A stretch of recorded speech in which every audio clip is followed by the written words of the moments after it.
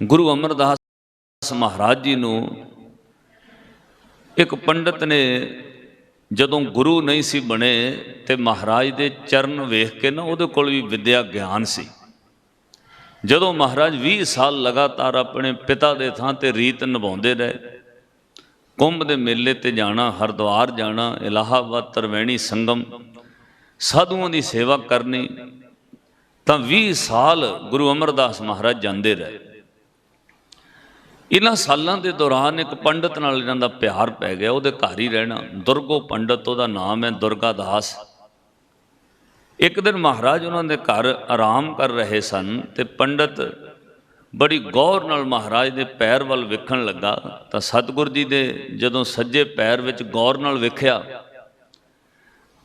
तो इनू इन्ना क ज्ञान सोझी समझ आई, इन्हें जाके पैर पकड़ लिया। महाराज उठ के बह गए, कहणगे पंडित जी तुसीं उम्र विच भी वड्डे हो, नाले मेरी सेवा करदे हो, अपने घर रखदे हो, मेरे पैरां नूं हथ क्यों लाया? तो पंडित दुर्गा दास कहंदा, बाबा अमरदास तेरे पैरां विच मैनूं कोई पदम दिसिया, मेरी विद्या कहंदी है तू दुनिया का बहुत वड्डा पुरख है। तो बाबा अमरदास हस के कहंदे ने, माड़ा मोटा दुकान का काम है, वह भी हुण बच्चे करते हैं, मैं कहदा वड्डा पुरख है। तो पंडित दुर्गा दास ने कहा, मैनू नहीं समझ आ रही, पर एक गल सच है, तेरे पैरों का पदम बाबा अमरदास मैनू ज्ञान दसदा है, तू दुनिया का बहुत वड्डा पुरख है।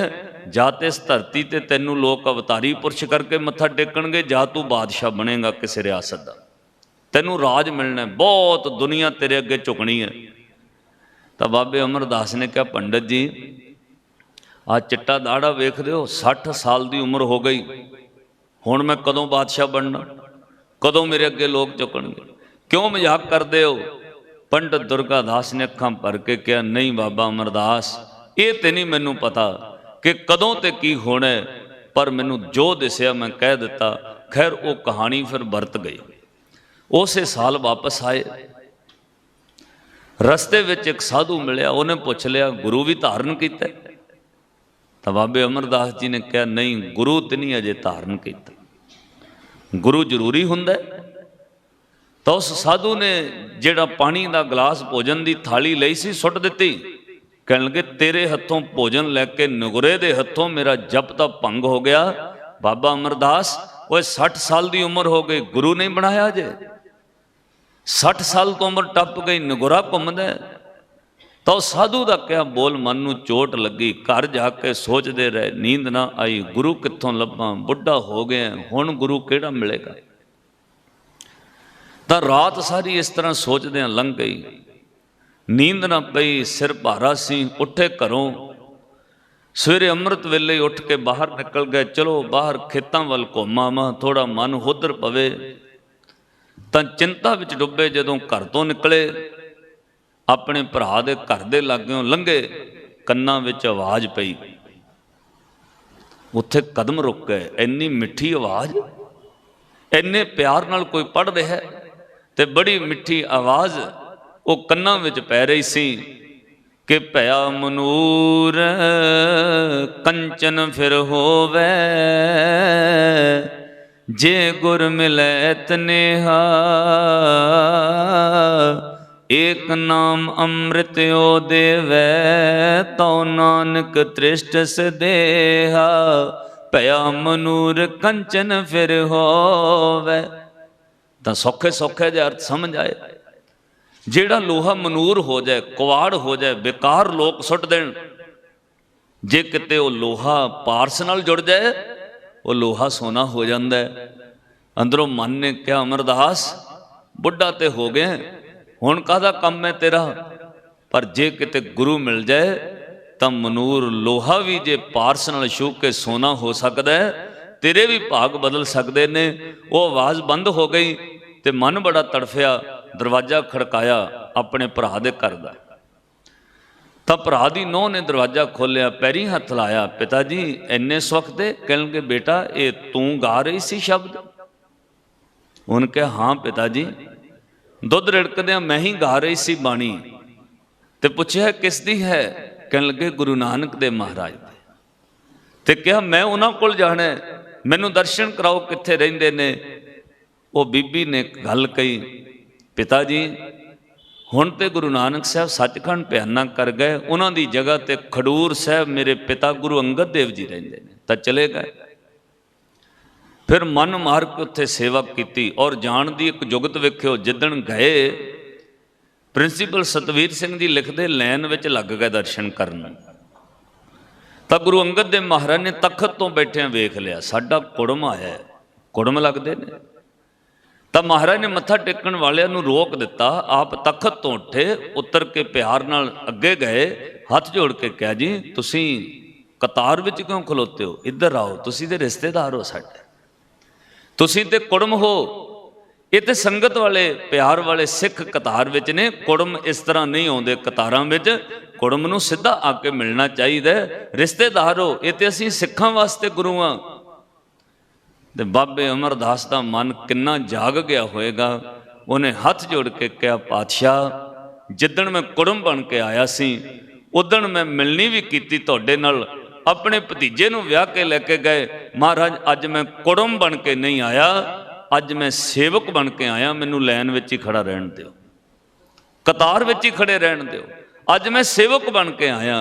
तां गुरु अंगद देव महाराज सिंघासन ते बह गए, सेवक बन के मत्था टेकिया, ऐसा मत्था टेकिया 12 सालां बाद उहिओ बाबा अमरदास गुरु नानक साहब दे तक सिंघासन दे मालिक हो गए। दुनिया फिर कहन लग पई, आप नारायण कला धार जग में परवरिओ। भट्ट साहबाना ने कहा, हे गुरु अमरदास महाराज, जिहदे उत्ते तुसीं नदर करदे हो ਉਹਦੇ सारे दुखों का नाश हो जाए। हे गुरु अमरदास महाराज, जे सतगुर सो प्रसन्न, नैण के तिम्मर मिटै खिन, जे सतगुर सो प्रसन्न, हृदय हर नाम दिनों दिन, जे सतगुर सो प्रसन्न, जी की तपत मिटावे। गुरु अमरदास महाराज जिते तुसीं प्रसन्न हो जाओ, ओदी तपश मिट जाती है। गुरु अमरदास महाराज नूं फिर 12 बख्शिशां होईयां। गुरु अमरदास तुसीं निमाणियां दे मान, निताणियां दे ताण, न्योटियां दी ओट, ने गत्तियां दी गत, ने पत्तियां दी पत गुरु अमरदास, ने थामियां दे थां गुरु अमरदास, ने आसरियां दे आसरे गुरु अमरदास। तां धन गुरु अमरदास महाराज फिर तख्त सिंघासन दे मालिक बने। वो जिहड़ा पंडित सी ना दुर्गादास, उहनूं पता लग गया, पर हुण वो बुढ़ा हो चुका सी, क्योंकि घटना घटी नूं 12-13 साल गुजर गए। वो होर बजुर्ग हो गया। तो उस पंडित ने कहा, मैं तो नहीं आ सकता गुरु अमरदास, तुहाडे दर्शनां नूं, तुसीं ही मैनूं मुक्ति देण लई इत्थे आओ। फिर महाराज उहदी अरदास बेनती सुन के ना अंदर दी, तां महाराज इलाहाबाद त्रिवेणी संगम गए। उस यात्रा का जिक्र गुरु ग्रंथ साहिब की बाणी च आउंदा है। जदों महाराज उत्थे पहुँच गए, उसे पंडित के घर गए, फिर नाल अनेक प्रकार सिख ने जाके दरवाजा खड़काया, आवाज़ दी, दुर्गादास जी। तो आवाज़ सुन के पंडित बुझ गया, गुरु अमरदास आ गया। चरनी हथ लाया, महाराज ने कहा, नहीं मत्था ना टिको, जल पानी की सेवा की। हुण गुरु अमरदास महाराज कहते, दसो की चाहिए। पंडित दुर्गादास कहना, जी मैं मन च धारिया सी, जे ते गुरु अमरदास बन गए कोई बादशाह दुनिया दे, फिर तो मैं मंगांगा मेरी गरीबी मिटा दिओ, मैनू थोड़े बहुते पैसे दे दिओ, बुढ़ा बंदा बुढ़ेपा चंगा लंघ जाएगा, सारी उम्र गरीबी विच लंघ गई। जे तुसीं बादशाह बन जांदे तां मैं धारिया सी जमीन मंगनी है, पैसा मंगांगा। इन्ने साल साडे घर रहिंदे रहे हो, साडा प्यार है तुहाडे नाल। तां महाराज ने कहा, होर कहने जी दूजा मैं धारिया सी, जे तुसीं बने कोई अवतारी पुरुष, फिर मैं तुहाडे कोलों मुक्ति मंगनी, बस जन्म मरण तो मुक्त कर दिओ। दुनिया का राजा तो मुक्ति नहीं दे सकता, वो तो पदार्थ दे सकता है, महाराज तुहाडे कोलों फिर मुक्ति मंगनी सी। तो गुरु अमरदास महाराज कहते, फिर मंगो की चाहिए, जो चाहिए वो मंग लो। तब पंडित दुर्गादास कहता, सच्चे पातशाह जे मैं मंगे हुण पैसे, मैनू पता है गुरु के चरणों विचों सब कुछ मिलता है, तुसी मैनू पैसा अमीरी सब कुछ दे दोगे, पर सच्चे पातशाह कुछ सालों बाद मर जाना, मैं पैसे नू की करांगा। तब महाराज जे मैं मंगी मुक्ति, तुसी वो भी दे देनी है, पर गुरु अमरदास महाराज मुक्ति नूं मैं की करांगा, वो तो मरण तो बाद मिलनी, जिहड़ी उम्र कोई 5-7 साल रहिंदी है महाराज वो तो गरीबी च लंघी। फिर तो सच्चे पातशाह कहते दुर्गादास फिर तुसीं की चाहुंदे हो? कहते महाराज फिर जे देना तो दोवें चीज़ां दो, अमीरी भी दिओ ते मुक्ति भी दिओ। महाराज रहिंदी उम्र पैसा पदार्थ भी दिओ घर विच, मैं 4 दिन खुशी दे वेख के जावां, ते मरण तो बाद मेरी मुक्ति की जिम्मेवारी भी लो। मैं दोवें चीज़ां मंगणियां चाहुंदा। गुरु अमरदास महाराज कहते एक मंग लो, तो पंडित दुर्गादास कहना महाराज दोवें चीज़ां लैणियां। देखो कोई लाड़ ते प्यार च मंगे की गुरु दिंदा है? फिर तो सच्चे पातशाह ने कहा जाओ पंडित दुर्गादास, दोवें चीज़ां झोली पाइयां, अज तो बाद तेरे घर का दलिद्र भी समाप्त, अज तो बाद तेरी मुक्ति की जिम्मेवारी गुरु नानक दे लेखे विच। तो सच्चे पातशाह ने दोवें चीज़ां झोली पाइयां। उत्थे भाई संतोख सिंह होरां लिखी है वो गल। पंडित दुर्गादास ने कहा महाराज जे धन दे, जे कला पैसा ही दे दो मैनू, नाम दे न जन को, नाम बिना जन जमपुर जाए। जे नाम दे, कला नाम दे दो, धन दे न जन को, धन बिना जन जग न सुहाए। पैसे तो बगैर दुनिया विच कदर नहीं हुंदी महाराज, सोभा दुनिया विच पैसे नाल भी हुंदी है, महाराज रब दे घर विच नाम नाल शोभा हुंदी है। सच्चे पातशाह ने कहा दोवें चीज़ां मिलणगियां, पर दुर्गादास एक गल चेते रखियो, धन की शोभा 4 दिनां दी हुंदी है, नाम की वडियाई लोक ते परलोक विच सदा रहिंदी है।